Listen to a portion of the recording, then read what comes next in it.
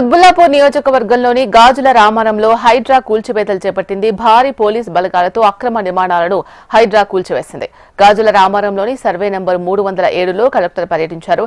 Collector పర్యటించిన మరుసటి రోజే హైడ్రా అధికారులు అక్కడికి వెళ్లి అక్రమ నిర్మాణాలు తొలగిస్తున్నారు. కూల్చివేతలను అడ్డుకునేందుకు స్థానికులు భారీగా చేరుకున్నారు.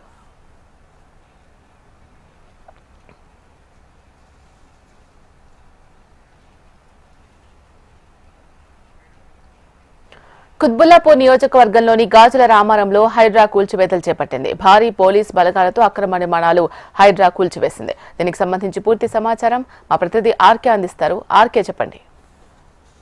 శీల, ఏదైతే కుత్బుల్లాపూర్ లోని సర్వే నెంబర్ 307 ఇది చాలా ఎక్కువ మొత్తంలో ఇక్కడ ప్రభుత్వ భూమి ఉంది. గతంలో కూడా ఇక్కడ కబ్జాలకు ప్రయత్నించిన ప్రతి సమయంలో కూడా ఇక్కడ కూల్చివేతలు అనేవి జరుగుతూనే ఉంటాయి. దీనికి సంబంధించి నిన్న కలెక్టర్ కూడా మేడ్చల్ సంబంధించిన కలెక్టర్ కూడా అక్కడికి వెళ్ళడం జరిగింది. పూర్తిగా పరిశీలించారు అక్కడ భూములను. 307 భూముల పైన ఎందుకు కబ్జాలు చేస్తున్నారు, దీనికి సంబంధించి బౌండరీ వాల్ని ఏర్పాటు చేయడంలో ఎందుకు నిర్లక్ష్యం వహిస్తున్నారంటే కూడా నిన్న అధికారుల పైన ఇటు కలెక్టర్ సీరియస్ అవ్వడం జరిగింది. మరోవైపు దీనికి సంబంధించి మొత్తం ఎన్ని ఎకరాల్లో ఇప్పటి వరకు కూడా భూమి కబ్జావడం జరిగింది. దీనికి సంబంధించి ప్రత్యామ్నాయ మార్గాలు ఏంటి దానిపైన నిన్న అధికారులను కూడా అడిగి తెలుసుకోవడం జరిగింది. దీంతో ఈ రోజు ఉదయం హైడ్రాకి సంబంధించిన బృందాలన్నీ కూడా దాదాపు 10 బృందాలుగా విడిపోయి వాళ్ళంతా కూడా ఎక్కడికెక్కడ చేస్తున్న పరిస్థితి కనిపిస్తుంది. గతంలో కూడా అంటే 2023లో అలాగే 2025లో కూడా ఈ 307 సర్వే నెంబర్ ఏదైతుందో ఈ సర్వే నెంబర్ లో ఇళ్లను కూల్చివేయడం జరిగింది. గతంలో దాదాపు 250 ఇళ్లను కూడా కూల్చివేసిన ఘటనలు ఉన్నాయి. కాబట్టి దీనికి సంబంధించి కూడా పెద్ద సంఖ్యలో ముందస్తుగానే భారీగా పోలీసులు బలగాలను మోహరించి అలాగే హైదరాబాద్ సంబంధించిన సిబ్బంది మొత్తం అందరూ కూడా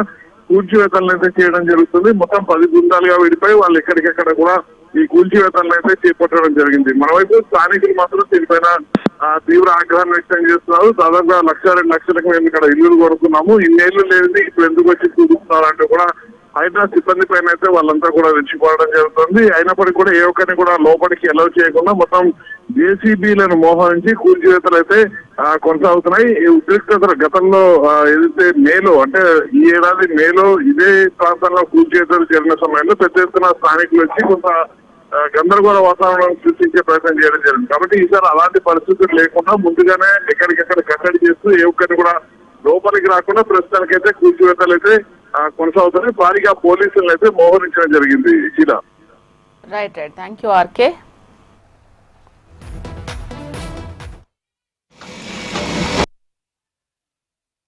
సార్, మాకు ఎటువంటి నోటీస్ లేదు సార్, ఎటువంటి నోటీస్ లేదు. పోలీసు వాళ్ళు, రెవెన్యూ డిపార్ట్మెంట్, హైడ్రా అంట వీళ్ళందరూ కలిసి వచ్చేసి మేము మార్నింగ్ ఇంకా పడుకొనే ఉన్నాము, డోర్లు కొట్టి లేపి మరి మేము అన్ని సామాన్లన్నీ బయటికి తీసి పెట్టండి, మేము కులగొట్టాలి అని అంటున్నారు.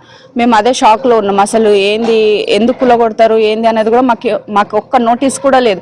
అట్లీస్ట్ మాకు ఒక 2 days క్రిందటన్నా వచ్చి మాకు చెప్పింటే మేము పిల్లల్ని తీసుకొని ఉన్నాం. ఇక్కడ వాళ్ళ స్కూల్స్ ఎగ్జామ్స్ నడుస్తున్నాయి సార్, మాకు అట్లీస్ట్ ఒక 2 days ముందన్న ఇన్ఫార్మ్ చేసింటే మేము ఎక్కడన్నా పిల్లల్ని తీసుకొని షిఫ్ట్ చేసేవాళ్ళు. నేను ప్రతి ఒక్క వస్తువు ఈఎంఐలో కొనుక్కునే ఉన్నాయి సార్. ఇప్పుడు అర్జెంటుగా తీయండి బయటికి, కులగొడతాము అని అంటున్నారు.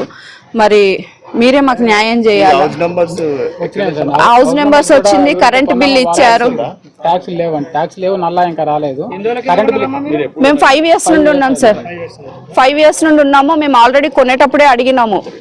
మేము వచ్చేసి 15 lakhs పెట్టినాం సార్. మాకు తెలీదు సార్.